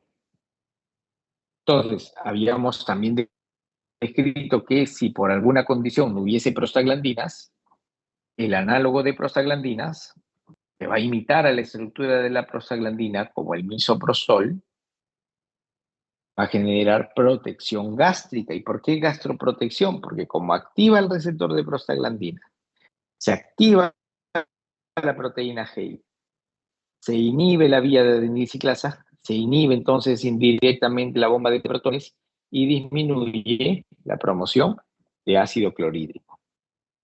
Por eso es que el misoprostol al ser un análogo de prostaglandinas, tiende a presentar esta actividad protectora de la mucosa.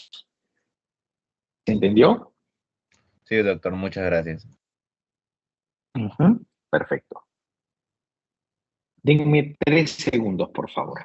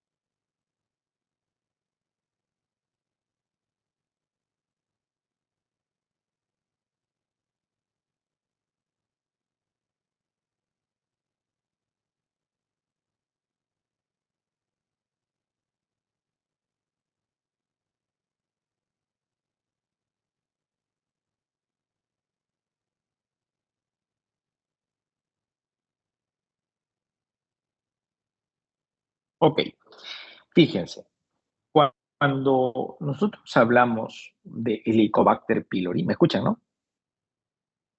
Sí, profe. Perfecto, porque en esa última parte tenemos que hablar de la erradicación del Helicobacter pylori. Vamos a encontrar siempre actualizaciones del tratamiento.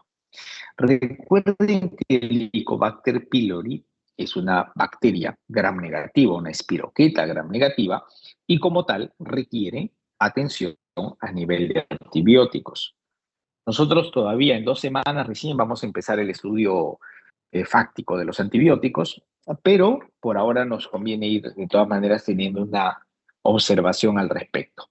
Yo voy a especificar el tratamiento clásico, pero hay actualizaciones del tratamiento, hay estudios que nos invitan siempre a utilizar nuevos tratamientos, pero aquí vemos, por ejemplo, inhibidor de bomba de protones, amoxicilina, levofloxacino. Esa es una actualización de tratamiento. Tenemos tratamiento con furasolidona, que es un inhibidor de bomba de protones, doxiciclina, ¿ok? Furasolidona, por ejemplo, y el uso de bismuto. ¿Ya? Entonces son actualizaciones de tratamiento. Pero el tratamiento que se privilegia desde un principio se llama tratamiento triple para erradicar el Helicobacter pylori. ¿Y en qué consiste el tratamiento triple para la erradicación del Helicobacter pylori? ¿O qué contiene? Contiene un inhibidor de bomba de protones, que puede ser pantoprazol, esomeprazol, lansoprazol, eso ya va a depender de la posibilidad también del paciente de cubrir el tratamiento. Claritromicina, que es un macrólido, ¿ok? Claritromicina y amoxicilina. Yo voy a hablar farmacodinámicamente de estos medicamentos porque son, digamos, los que se utilizan ampliamente, ¿no? Amoxicilina. Entonces, el IVP, ya hemos hablado del IVP, ya ustedes conocen la farmacocinética del IVP, bloquea o inhibe a la bomba de manera irreversible, a la bomba de protones, por lo tanto, disminuye la expresión del ácido clorhídrico, perfecto. Pero en el caso de amoxicilina, ¿no? La amoxicilina, ¿qué cosa es? Es un betalactámico, ¿ok? Es un betalactámico. Betalactámico. Es una penicilina. ¿Ok? ¿Y cómo actúan las penicilinas? Las penicilinas inhiben la síntesis de la pared celular. La pared celular en las bacterias está constituida de una molécula que se llama peptidoglicano o peptidoglucano, peptidoglicano. Y la bacteria la construye a través de unas enzimas, ¿ok? En 4 fases, pero a través de unas enzimas que justamente inhiben las penicilinas. ¿Y cuáles son estas enzimas? Ok. ¿Cuáles son esas enzimas? ¿Por qué inhibimos la síntesis de peptidoglicano? Porque inhiben a las carboxipeptidasas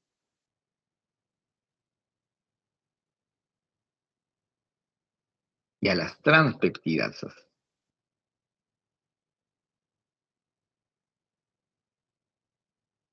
Cuando hablemos ya de antibióticos, peptidasas, cuando hablemos de antibióticos, nosotros vamos a reconocer, vamos a conocer toda la ruta metabólica, o por lo menos los puntos importantes, ¿no? Los targets de cómo las bacterias generan peptidoglicano, cómo construyen su peptidoglicano. ¿Y por qué es necesario que nosotros conozcamos esta parte de microbiología?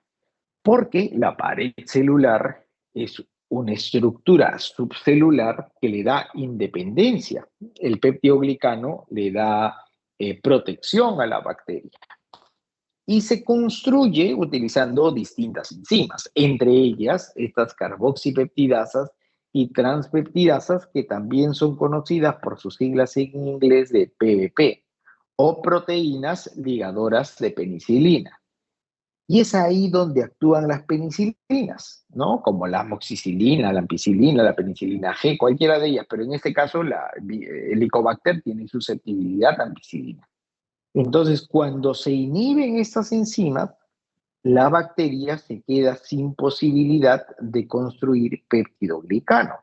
Y una bacteria que está creciendo necesita de su pared.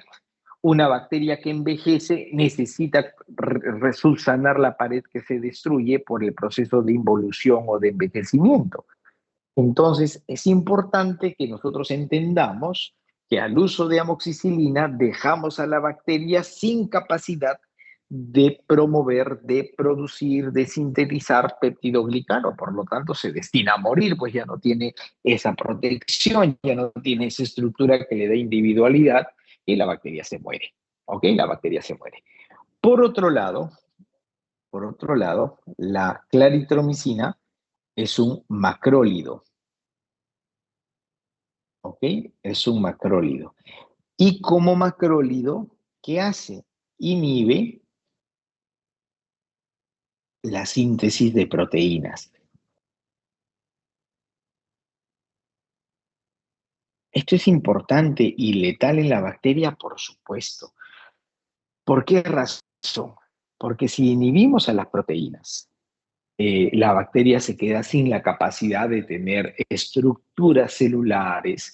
La bacteria no tiene enzimas, y si no tiene enzimas no tiene metabolismos, y si no tiene metabolismos no vive, porque para metabolizar necesita enzimas, y si no metaboliza se destina a morir. ¿Y cómo es que se inhibe la síntesis de proteínas? Por interacción, interactúa con la subunidad ribosomal 50S. Quiere decir que al utilizar macrólidos ¿no? Al utilizar macrólidos, comenzamos a inhibir la síntesis de proteínas al interactuar con el ribosoma, que es la fábrica de proteínas, y la bacteria comienza a desestabilizarse. Se desestabiliza porque ya no tiene proteínas, ya no tiene enzimas, ya no tiene estructuras, ya no tiene pared celular, no tiene quien la defienda. O la presión interna, como la pared que está debilitada, la presión intraosmolar, ¡pum!, revienta la bacteria, muere. Entonces vamos atacando a Helicobacter por dos medios, ¿ven? Dos medios de antibióticos. Por esa razón es importante el estudio de los tratamientos para erradicar Helicobacter, ya que Helicobacter es esa bacteria que se alimenta del moco, ¿no? Ingresa a nosotros a través de alimentos mal sanitizados, hortalizas, ingresa, se come nuestro moco y nosotros tenemos que buscar la manera de que ésta se muera. Pues, ¿por qué? Porque al consumir la mucosa, al alimentarse la mucosa, genera laceración y esto potencia el daño a nivel de gastritis, de úlceras, etc. ¿Qué les pareció los antiácidos, los antiulcerosos? Profesor, una duda. Antes creo que Sí, había una terapia cuádruple. Una creo que es sí, de Francia, Europa, Estados claro, Unidos. hay terapias cuádruples. Por ejemplo, la que les presenté ahorita en la pizarra tiene un inhibidor de bomba de protones, doxiciclina, furazolidona y subsalicilato de bismuto. Esa es una terapia cuádruple, por ejemplo, ¿no? O qué pasa cuando el paciente es sensible a amoxicilina, se tiene que cambiar la amoxicilina con metronidazol o por tetraciclina, entonces, o ya se usa metronidazol, tetraciclina, claritromicina, IVP o bismuto o un antihistamínico H2. Entonces ya son asociaciones, ¿no? Asociaciones terapéuticas. Lo que nosotros tenemos que conocer y reconocer es cómo actúan estos medicamentos en la asociación. En este caso, por ejemplo, hemos visto, ¿no? El IVP trabaja sobre la bomba de protones, la inhibe, la claritromicina trabaja sobre la síntesis de proteínas de la bacteria y en el caso de la de amoxicilina, ¿qué hace? Inhibe la construcción del péptido glicano. ¿Estamos bien? Y ahora, esos tratamientos se tienen que ir actualizando. ¿Por qué? Porque las bacterias comienzan a generar resistencia. Entonces se tienen que actualizar, pues, porque si no, la terapéutica comienza a perder eficacia. Miren, yo les preparé esto, me dicen si lo quieren, si no lo quieren. Son preguntas para que direccionen su aprendizaje. Sí, doctor, pásenos el documento, Por favor, doctor. por favor. Ya. Sí, doctor, por favor. Pero respóndanlo. Yo no estoy diciendo que de ahí va a venir el examen, por si acaso. Pero las preguntas están más o menos desarrolladas para orientar cómo debemos aprender. Está bien, doctor. Muchas gracias. Les estoy Gracias. dando la aclaración. No vayan a decir, profesor, usted no preguntó, mi profesor no me preguntó como usted nos dijo. Yo no estoy ofreciendo ni que pregunten ni que de ahí van a venir preguntas. Pero nos va a permitir, ¿no?, dar respuestas de una manera más acertada. ¿Ya? Está bien, doctor. Entonces, ok. Les hago siempre la aclaración porque si no, me van a echar la culpa después. Ahora, ¿por dónde lo paso? Por los delegados. Que los delegados ni participan de la capacitación, de la repaso. A ver, Pásalo ¿qué por el delegado está chat, presente? doctor. Por el chat, Por por el por el chat. A ver, ¿qué delegado tenemos presente? Ni uno. Ya, Marifé, muy bien. 5Z, ¿no? Prieto Siete. Yaretsi, 5, Yaretsi 5C. Profesor. Perdón, V. Martes 12 del día, ¿no? ¿Quién más? Sí, profesor. ¿Quién más? Pero solamente están mis alumnos. Y de los otros profesores, Leonela, de Leonela 5Q. Santiago Vargas, 5AA. ¿Y de los otros profesores no hay delegados? Ya. Pero pásenlo por el Meet para poder tener. Y nosotros lo compartimos con nuestros compañeros. ¿Cómo si no no lo compartan? Ustedes nomás trabajenlo. ¿Por qué no lo van a compartir si no han participado? Ok. Ok. Claro, que tengan los que están participando, pues, ¿no? Y el resto. O sea, los demás no vienen, no, pero no sé cómo pasarlo. Estoy buscando, pero no hay forma. A ver. Chat, Somos nuestros correos, doctor. disculpe, yo soy un poco inútil para estas vainas, ¿no? Por eso cuando se dio la pandemia, yo dije, wow, ya fui, ya no voy a enseñar porque todo era diapositivas, pero yo nunca uso diapositivas. Y dije, ya, pues me dedicaré a vender emoliente, otra cosa, pues, ¿no? Porque si toda mi vida he enseñado, ¿qué puedo hacer si no? Oigan, que los que venden emoliente ganan mucho dinero, ¿ah? Porque no tienen un kiosco, pues tienen 2, 3. Después ponen mi emolientería. Nos invita, doctor, nos invita. De todas maneras, pues le voy a cobrar, pues sí le voy a cobrar. Si es un negocio, me mandan a la quiebra también tantos dándoles emoliente, no pasa nada. Pero No puedo, ¿no? Me pregunta de fármaco. Ahí está. Paga Natividad, es de la voz de Natividad, ¿no? ¿Dónde está? Sí, acá, doctor. Ya. Establecer opciones de entrega, programación de mensaje. A ver, se supone que debo entrar al mensaje y al chat, ¿verdad? Y en el más, o estoy mal. Sí, en el chat y el más, Ya. y cuando usted Y pone el ahí más, le van a salir como, para, creo, subir programar archivos. mensaje. No, me sale programar mensaje. Me sale establecer opción de entrega, stream, Viva Learning, workflows, Power BI, o tener más aplicaciones. Obtener,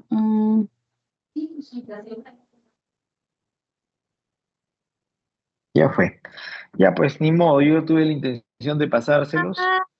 Nos vemos la próxima semana. Muchas gracias. Está bien, doctor. No, sí se los voy a pasar, pero a través de los delegados, porque no pude por aquí. Ya. ¿Ya? Sí, doctor, muchas gracias. o le toman captura. También. Sí, doctor. Ya, No se captura, muestra doctor. la pantalla y le tomamos captura. Ya, para los delegados. Total, después igual ni lo van a hacer. Así que por los delegados se los paso en este momento. A ver, para que después ni lo van a hacer. Así que. ¿Qué le vamos a hacer, doctor? A los delegados, pásale, doctor. Ya, un ratito.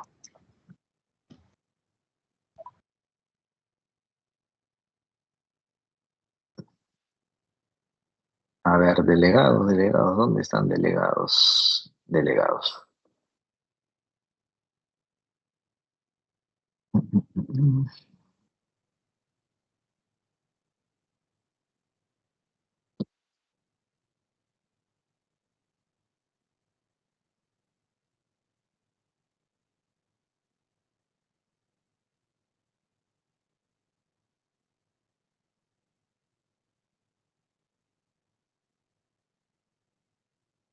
A ver, delegados, confírmenme que ya llegó. Sí, doctor. Sí, profe. 5 AD, ay, qué bueno. Miren, tenemos una compañera del 5 AD, a que no es mi alumna. ¿Cómo le va, señorita Vega? Sobreviviendo, doctor. Sobreviviendo. Bueno, eso es bueno, eso siempre es bueno. Mientras que no te termines de ahogar, siempre hay esperanzas. Tienes un buen equipo de profesores, conozco creo que a todos los del 5 AD, así que exprímelos, sácales, traten de sacar lo mejor de cada uno y sigan, que todavía nos queda varias semanas por salir adelante. Bueno, chicos, entonces, ya que me confirmaron la recepción del documento, trabájenlo,